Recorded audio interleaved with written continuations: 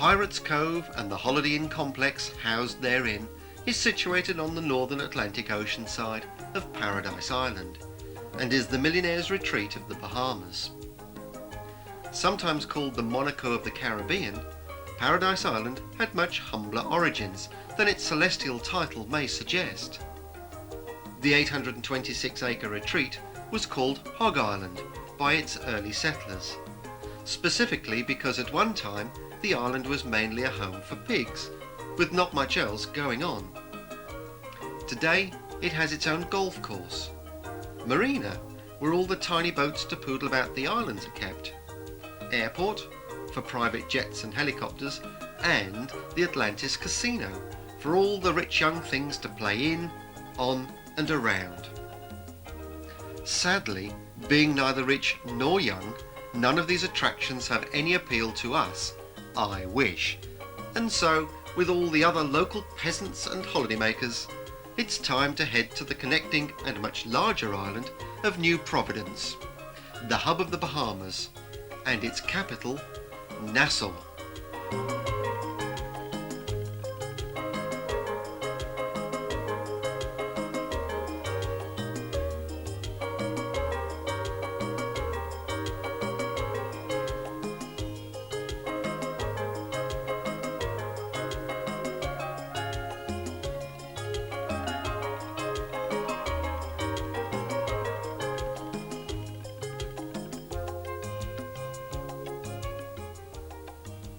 A confused Christopher Columbus stumbled across the Bahamas on October the 12th, 1492. It was obvious that he had not found a shortcut to China as he had set out to do, but he was undoubtedly the first tourist, and probably wandered along the harbour looking for a shop selling accurate compasses. He would not, however, have discovered the Nassau straw market, as it was not constructed until 1901, and then sadly destroyed by fire in 1974, whereupon it was replaced by the present structure.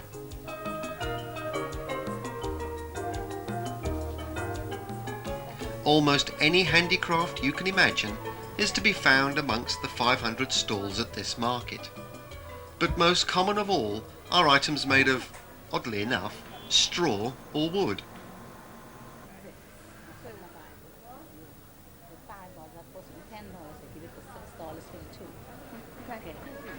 The best souvenirs will be straw work done by vendors on the spot. Or is that tourists done by vendors on the spot? Though haggling is frowned on in most storefront retail establishments, almost all prices here are negotiable. Even the ministry want to get in on the act. My name is George, the horse is Calvin. This is the International Bazaar. The best way to get a real feel for the history and culture of Nassau is to take a Surrey ride around the downtown area. Starting off from Woods Rogers Walk, named after the first royal governor of 1718, George and four-legged Calvin begin the magical mystery tour of this British dependency that simply oozes colonialism and all things imperial. Bay Street is the pulse of the city, Nassau's oldest and main thoroughfare. All the major duty-free shops, restaurants and haute couture establishments are here. Because the Bahamas are a tax-free haven, gold, silver and precious gems are all at attractive prices. Tourism is the Bahamas' leading industry, employing almost 3/4 of the population and providing close to 2/3 of the government revenue. There is no income tax. Local revenue comes chiefly from import duties and annual business license fees. Thanks to these tax breaks, foreign investment on the islands is extensive.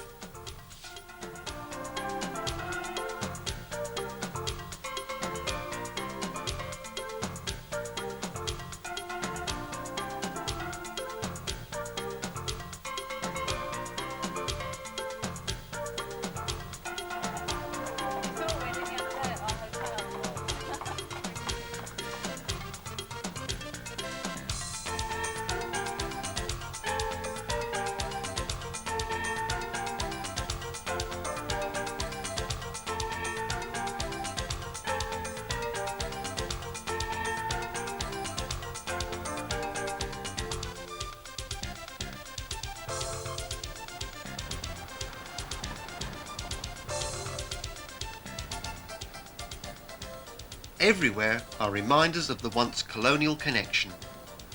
Its parliament is run along the same lines as our own, with elections being called every 5 years. It has a Prime Minister, but also a Governor-General, who is appointed as the official representative of the Queen. There is even a very British pub. It's called the Green Shutters.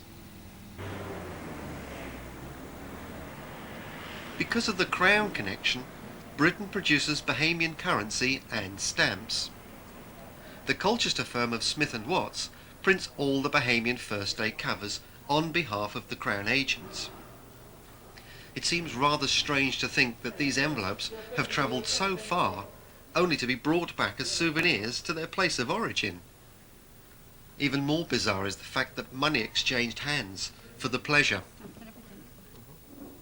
The post office also mounts displays of arts, crafts or historical events, which are changed regularly.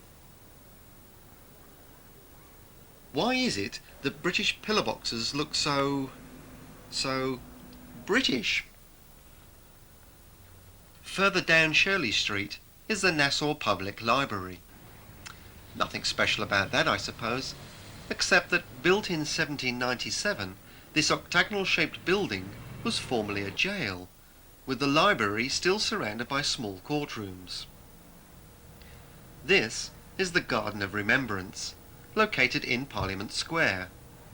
With courthouses on one side and the library on the other, this tiny area is actually a cenotaph, commemorating the Bahamians who died in both World Wars, and is kept immaculate, surrounded by various indigenous plants and trees of the islands. It was in July 1973 that the Bahamas finally achieved independence from Britain, but still remained a part of the Commonwealth. In all, over 250 years as a colony, ever since Britain sent Woodes Rogers in 1718 to combat growing piracy and lawlessness.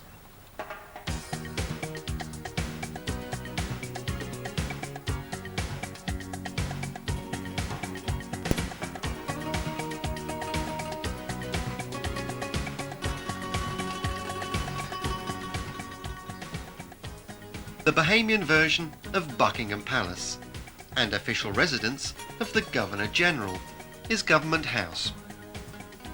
The statue in front is of Christopher Columbus, being honoured for accidentally discovering the New World, even if he thought he was still near Milton Keynes.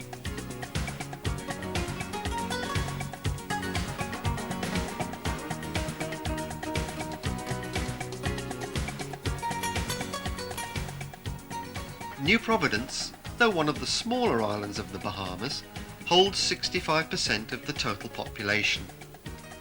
The Bahamas archipelago encompasses some 100,000 square miles, with a land area of only 5,382. It comprises some 700 coral-based islands, plus more than 2,000 keys and rock formations. Only 30 of the islands are actually inhabited. The Gulf Stream, discovered here in 1513, bathes the western coast with clear, warm water, and steady trade winds approach the shores from the southwest. The occasional shower is brief and clears quickly. As a result, temperatures seldom drop below 60 degrees Fahrenheit, or indeed rise above 90. It is with grateful thanks that Calvin is left to refresh himself after dragging us all around the city, and to George for filling in the historical background. If Columbus had got his map up the right way round, and had in fact discovered a shortcut to China as planned, well then maybe the world wouldn't have had to put up with this.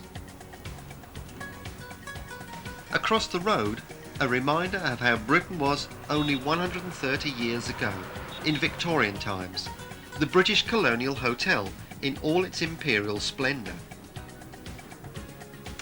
What a wonderful laid-back city Nassau is. Columbus would never know that this land of shallow seas, the literal translation of the Bahamas, was to become the gateway to a new world, one of riches beyond anyone's wildest dreams.